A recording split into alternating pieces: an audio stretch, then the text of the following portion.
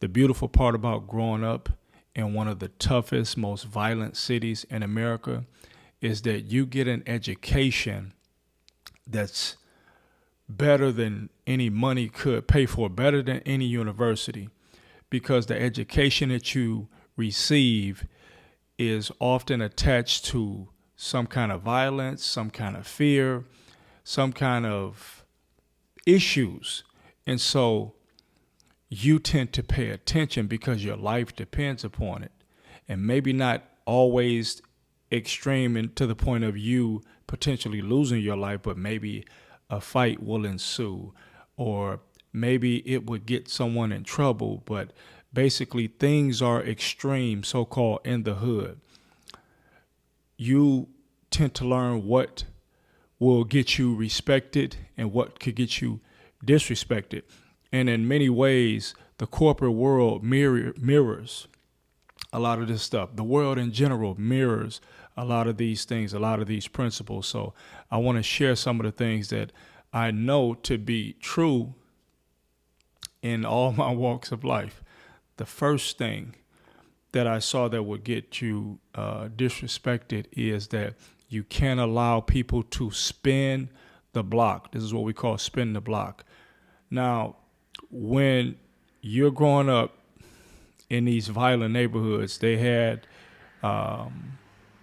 different rival neighborhoods and different people that would come through, and they would have guns and they would start shooting. And if they missed, what they would do is they would go to the corner, and if they feel like they missed or they didn't do a good job, what they would do is they would turn around and they would come back and they would shoot again. So if there was a drive-by, right, you had to take cover, and you couldn't come up right away immediately after because they might be coming right back. So this is what they call spin the block. When they didn't get the intended target, they want to come back and make sure that they got it. Why do we use this term? We use this term because basically when it's over with you and whomever, then it should be over. You should not allow people to come back because there was a lesson that you needed to learn. There was something that was important that showed you that it was your time to go. So there was some kind of breach in understanding or whatever it was, but now that's over with. So when you allow people to leave and then they go out and they experience whatever it is, business, personal, whatever, when you allow people to spin the block, as they say, now when they come back, they're like, oh, I can do whatever I want to do, and I can come back. I can go, if it's a relationship, I can go and have 2, 3 more relationships, and I can come back. Of course, this is not 100% applicable to everyone, because there are some cases where it's like you have to try to mend the fence. You have to try to fix things. But in most cases, it's not a wise thing to allow people to spin the block, to leave and then explore and then try to come back like, okay, this is the last option that I have. Because oftentimes that's what it is. It's like, this is the last option. I see that nothing else is out there, or I see that this person's value was much more than what I thought. That's another thing. But either way, it's still disrespectful. So when the page turns, usually that means that chapter is over. So you should not allow people, if they leave or if they do things to disrespect you, if they feel like being without you in any way, shape, or form, whether it's business, friendship, or otherwise, then you left and it's over with. Because if it's broken, then it's like trying to put a glass that breaks. A glass cup that breaks, that you drink, a drinking glass, you break it and you're trying to glue it back together. It's never going to be the same again. So that's what that's like. You never allow people to spin the block. This is key. Number 2, whatever you lead with is what's going to be used. This is a hard thing for men and women alike to understand this. This is simple. The rule is, bruh, you never lead with your wallet. When you lead with your wallet, that's what you're going to be used for. So there is no crying and asking, why do they want me for this? Why do they want me for that? Whatever you lead with is what they're going to be attracted to. Same thing with women. If you lead with certain clothes and you lead with the body and you lead with all this, this is what you're going to be wanted for.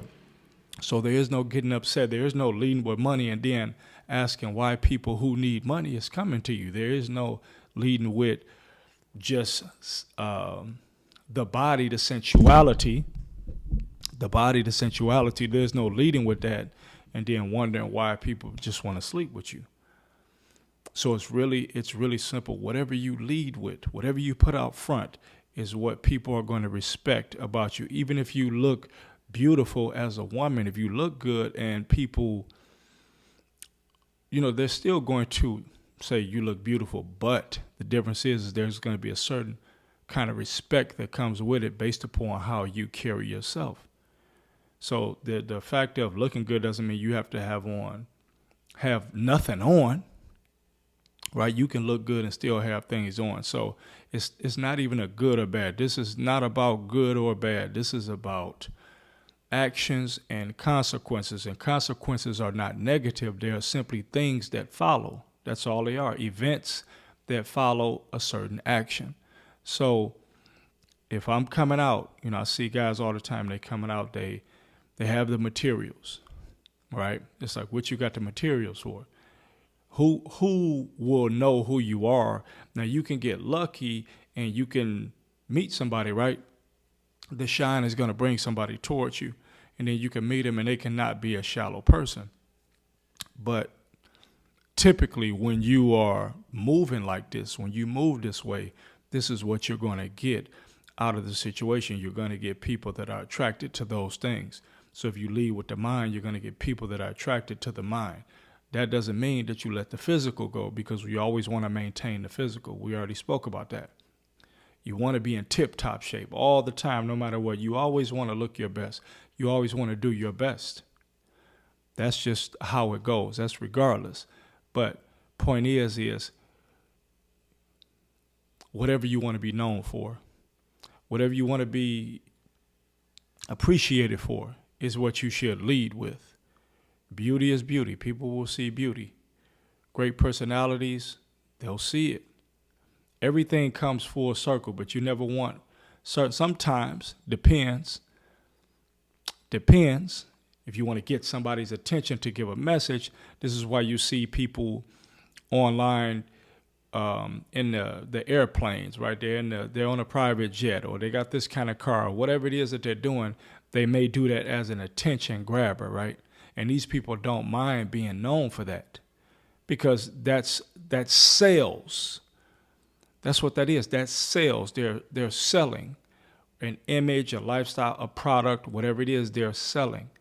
And that's what you're doing. Whatever you put out there, you're selling. If I put out, I got money, this is how I'm living, I'm selling that. That's what I'm selling. And when people buy, you can't be upset. If I put out, this is my body, this is how I'm selling that. I'm putting that out there.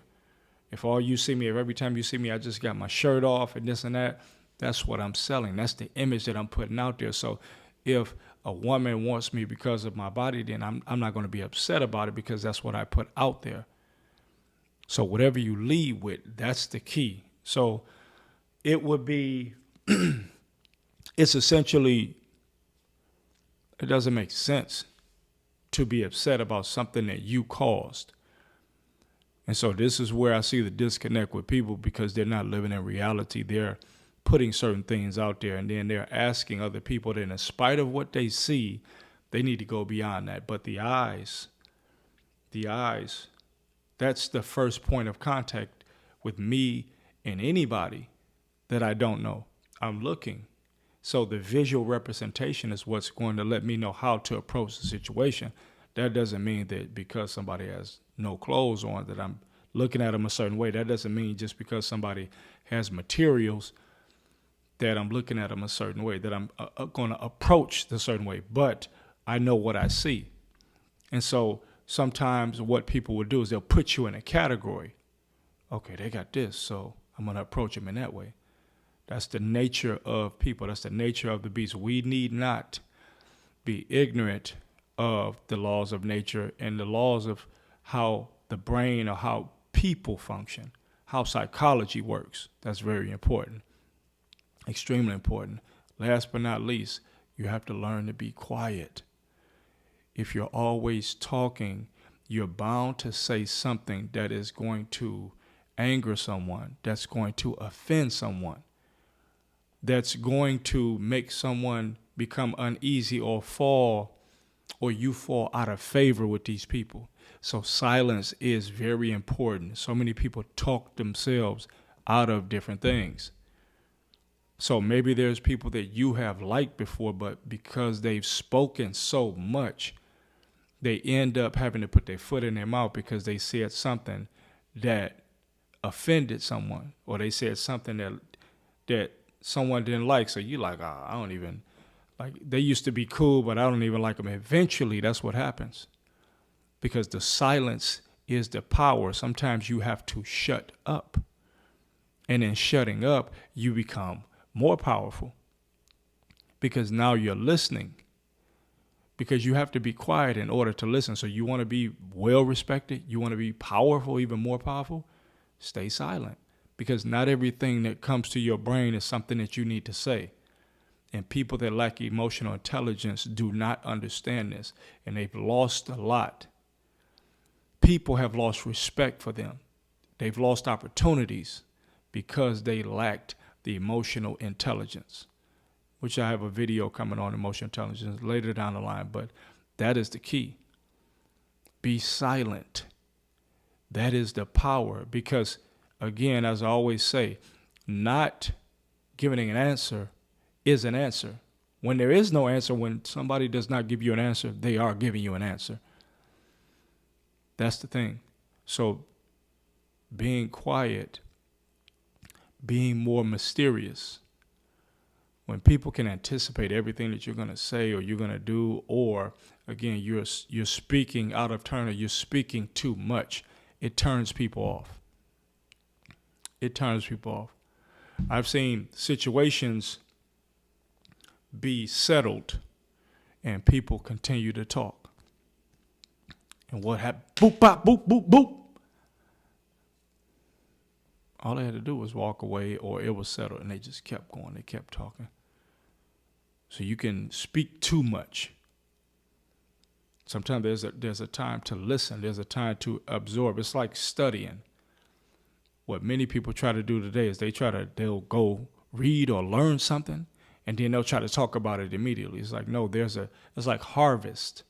You don't plant and pull the vegetable or the fruit the next day. This is the time we're planting, and then there's a time to reap the harvest. That's how that works. So you plant, you sit back, you rest, you reap the harvest. You study, you don't say anything, you understand what you're doing, you apply it, and then you can speak about it later.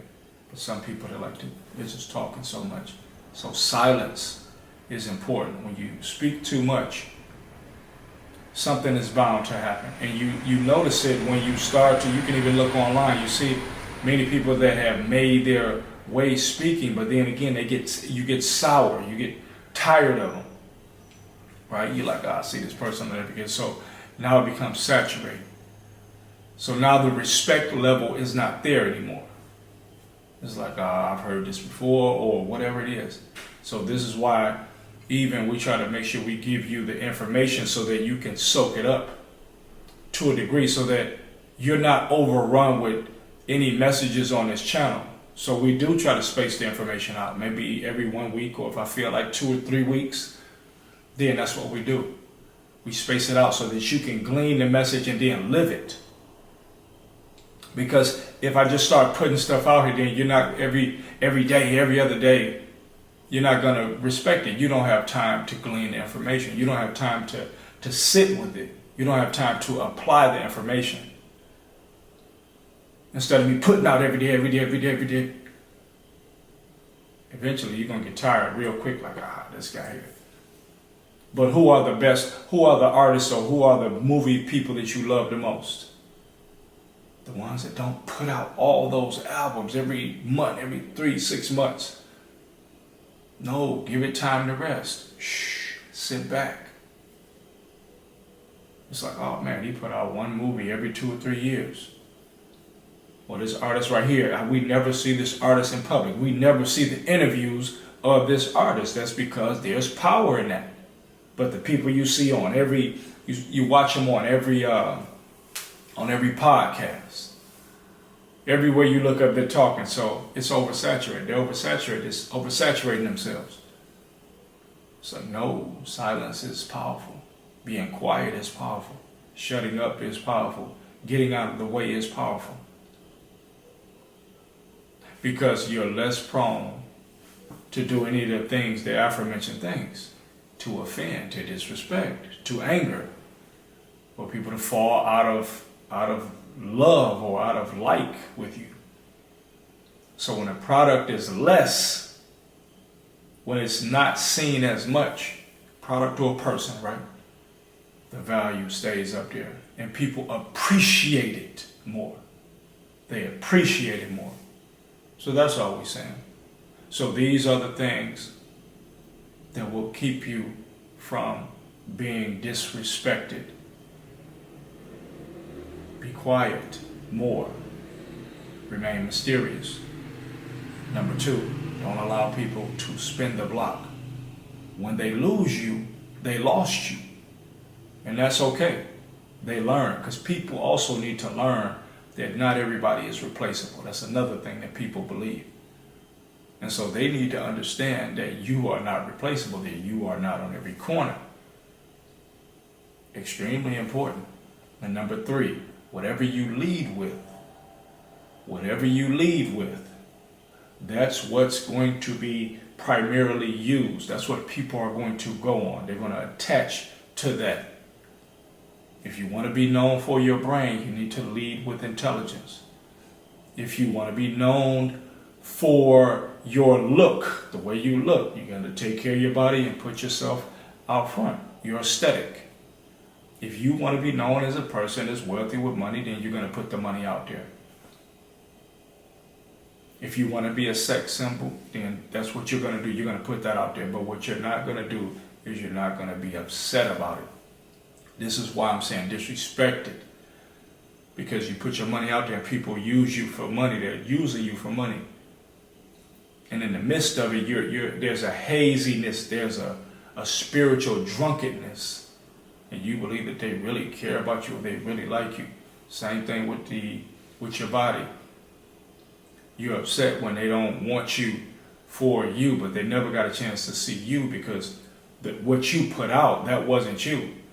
That was like like fishing.